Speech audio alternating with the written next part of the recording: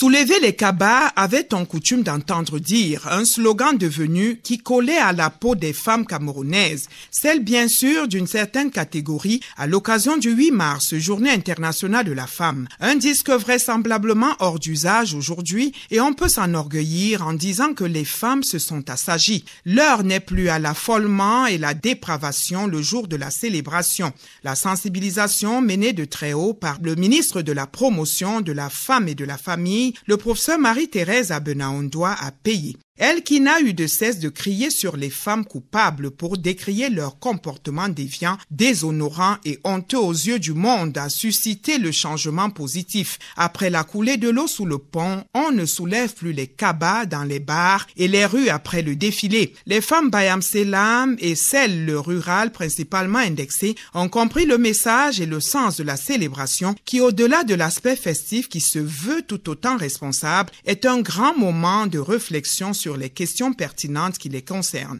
C'est désormais dans le rétroviseur ces attitudes de femmes vulgaires et légères qui regagnaient leur domicile le lendemain, dormant carrément dans les bars et caniveaux après avoir soulevé les cabas. Depuis Beijing, Maputo, leur protocole et d'autres, les femmes ont gagné la bataille de leurs revendications. Elles n'ont plus le droit à l'erreur. Les positions de décision qu'elles occupent depuis lors l'attestent et le confirment. L'heure n'est plus à la fête pour la fête. Il faut bien maintenir le cap, même si on comptera toujours parmi elles des brebis galeuses. Dans ce studio, pour parler de ce sujet et du 8 mars, Marie Mbala Biloa, la fondatrice de l'association des Bayam Selam du Cameroun et de la diaspora ASBI. Bonjour maman et bienvenue parmi nous. Bonjour ma chérie Marie-Virginie, comment vous allez? Je me porte assez bien et vous-même, le 8 mars se prépare déjà. Je veux vous dire, les femmes camerounaises en général et les Bayam Selam en particulier ont déjà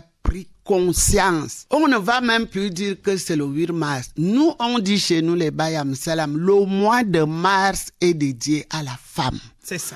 Donc, pendant le mois de mars, chaque femme doit se mettre sur un miroir, pas pour regarder son physique, mais pour revoir les objectifs qu'elle s'est fixés, comme nous sommes en 2025, en 2024. Qu'est-ce que j'ai fait entre mars 2024 et mars 2025? Voir donc, si vous n'avez pas atteint vos objectifs, vous devez donc refaire d'autres stratégies pour vous amener à réussir vos objectifs. Nous sommes déjà la marque déposée du premier Camerounais, de notre congélateur national. Donc vraiment, la Bayam Selam est partie de la barbarie. Maintenant, c'est une femme digne, respectée. Voilà, et c'est des bons points que nous mettons en exergue dans la chronique. Mais dites-nous, qu'est-ce qui s'est passé? On a parlé de la sensibilisation du ministre de la Promotion de la Femme et de la Famille. Mais vous, à votre niveau, Madame la fondatrice, vous avez certainement fait beaucoup de choses pour que ce changement arrive. Vous allez comprendre que notre ministre, notre mère Marie-Thérèse Abenaondoa se bat pour changer la femme.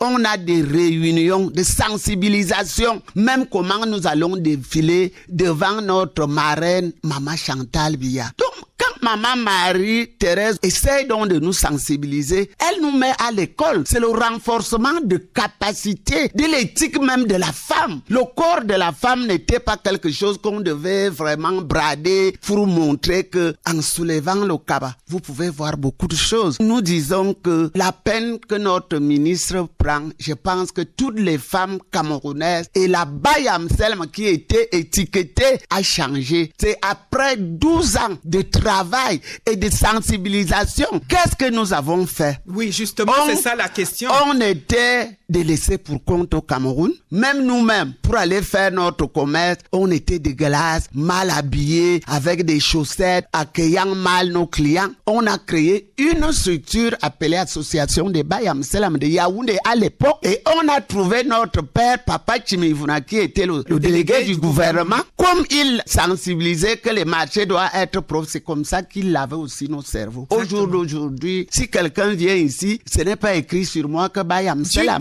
Il y a plus de différents, nous-mêmes, reconnus d'utilité publique. Nous sommes 3 millions de membres au Cameroun et dans la diaspora. Chacun de nous a un matricule par filière d'activité. Asbi n'est plus que les Bayam Salam. Nous sommes avec le monde rural. Donc, tous ceux qui interviennent dans l'agro-silvo-pastoral, aléotique, commercial et artisanal. Donc notre problème principal, c'est changer notre façon, accueillir mon client, mettre bien la marchandise. C'est de très bons points. Nous allons revisiter ce passé pour savoir ce que vous avez exactement fait pour mener cette bataille-là. Est-ce qu'il vous est arrivé de punir les femmes? Comment est-ce que vous faisiez pour pouvoir ramener ces femmes à ces attitudes aujourd'hui que nous Je vais vous dire qu'en 2004, à la création de l'association des Bayam Salam, j'étais la coordinatrice des marchés. Oui. Moi-même, j'étais un petit Awara. Je disais aux commerçants, je marche aussi avec mon cercueil, je m'appelle Maman la mort. Il fallait donc sensibiliser la Bayam Salam. C'est pas facile. Leur dire la façon qu'elles doivent s'habiller, la façon qu'elles doivent accueillir. Ça n'a pas été facile. Ça a pris du temps, d'abord à Yaoundé, jusqu'à étendre ça dans la nationale. Et principalement pour le défilé, le 8 mars précisément. Comment est-ce que vous les avez sensibilisés? Nous avons d'abord des causeries éducatives. Avant d'aller au défilé, on doit les former comment elles doivent se tenir. Et après même le défilé, au-delà, parce que on se retrouve aussi dans la soirée avec Maman Chantal. C'est justement là le problème. Donc, soulever les cabas, c'est lors des soirées. Il n'y a plus de soulever le cabas. Mais je vais vous dire, Marie-Virginie, si on dit que c'est le risque zéro, c'est que je mens. Il y a toujours des brebis galeuses qui peuvent avoir ces comportements. Ces femmes qui n'ont pas reçu l'éducation de base, c'est une minorité qui ne peut pas impacter sur le nombre que nous sommes. Nous continuons. Pour former quelqu'un, maman, vous savez, nous sommes déjà des vieilles personnes. Le coma déjà dans la tête. Donc, il faut sensibiliser. Et celles qui vont défiler, on va même les apprendre comment marcher. Vous ne devez pas lancer les gens comme ça au boulevard du 20 mai sans leur dire comment on doit être.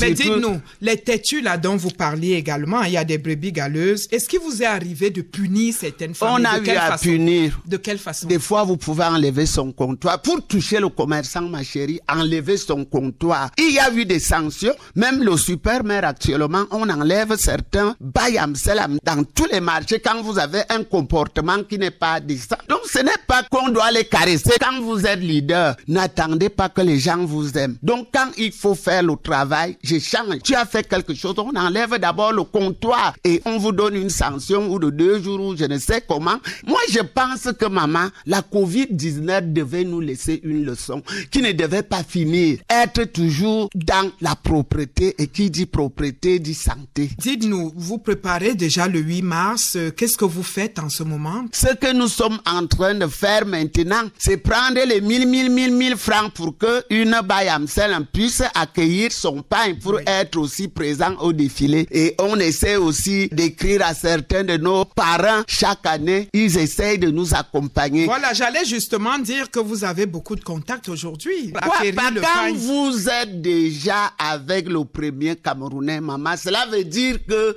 l'utilité publique vous ouvre les portes. Le pain devrait vous être donné quelque part. Déjà. Non, on ne peut pas nous donner le pain.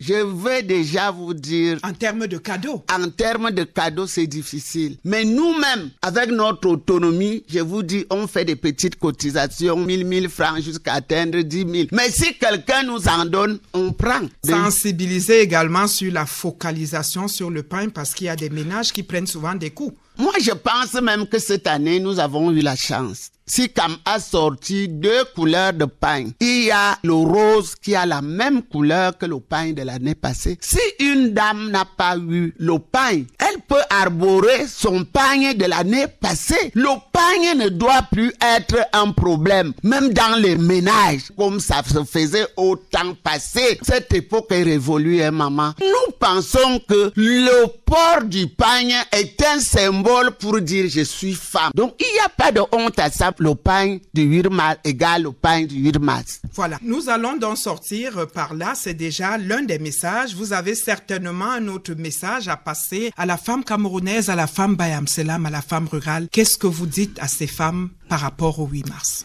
Nous allons d'abord dire, comme je l'ai dit tantôt, le mois de mars, c'est le mois de la femme. Que chaque femme doit se mettre dans le miroir pour voir qu'est-ce qu'elle a pu réaliser durant toute une année. Nous savons que les femmes camerounaises sont dynamiques. Toutes les filières d'activité, des plus grandes aux plus petites que nous sommes. Et à la Bayam Selam, leur dire, il n'y a pas de sous-métier, il n'y a que de sauts gens. Il faut être à l'aise. Dans Asbi, nous avons tout. Jusqu'au matricule que les fonctionnaires nous dépassaient, on a déjà tout ça. Nous devons nous mobiliser pour aller défiler dans tout le Cameroun. Nous devons donc aller de par le monde, comme nous devons aller rencontrer la première dame du Gabon pour le Zelkaf. Donc toujours avoir de l'ambition. Et je veux dire à tous les leaders, la voiture d'un leader n'a pas de marche arrière. Ça n'a que la marche avant. Et à celles qui insistent pour soulever les cabas, vous leur dites? On va dire stop au soulèvement du cabas. Celles qui vont continuer avec ce genre de manière, nous allons demander à la police, même à la gendarmerie, de les sanctionner. Tu soulèves le cabas, on te fait dormir à la cellule, on te ressort le 9. Ça va te permettre de ne plus faire ça. Quelle image nous voulons donner à nos enfants si nous les mamans, on va soulever le cabas? Le corps de la femme n'est pas à vendre. Voilà, le message est certainement passé. Marie Mbala Biloa, vous êtes la fondatrice de l'association des Bayam Selam du Cameroun et de la diaspora Asbi. Nous vous disons merci d'être passé et déjà très bonne fête. Bonne fête à tout le monde, à la CRTV, au cœur de la nation.